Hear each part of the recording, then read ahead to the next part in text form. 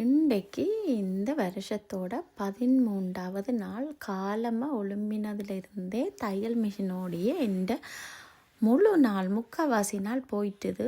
தைப்பொங்கல் ஓடஸ் தான். சாரி கொஞ்சம் லேட்டாக வந்தபடியாக 2 நாளைக்கு முதல் வந்தபடியாக தான் கடைசி நேரத்தில் இருந்து எல்லாம் செய்ய வேண்டியதாக போயிட்டுது. பட் சொன்ன மாதிரி கொஞ்சம் லேட்டாண்டாலும் செஞ்சு கொடுத்துட்டேன் நான்.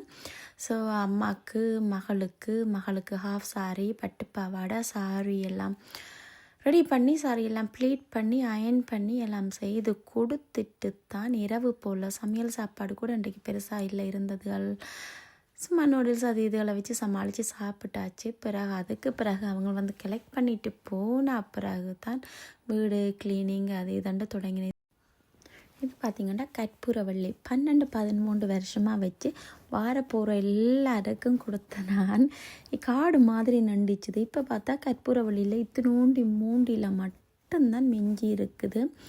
பட் இருந்தாலும் சந்தோஷமாக வச்சுருக்குன்னு வருகுதோ வரையிலையோ தெரியலை. பட் நான் கொடுத்தது என்னொரு விதத்தில் எனக்கு திருப்பி வரும் தானே என்ற நம்பிக்கையில், யாராச்சும் கொண்டு வந்து தருவாங்க தானே என்ற நம்பிக்கையில் அந்த மூண்டையும் பொத்தி வச்சுருக்கிறேன்.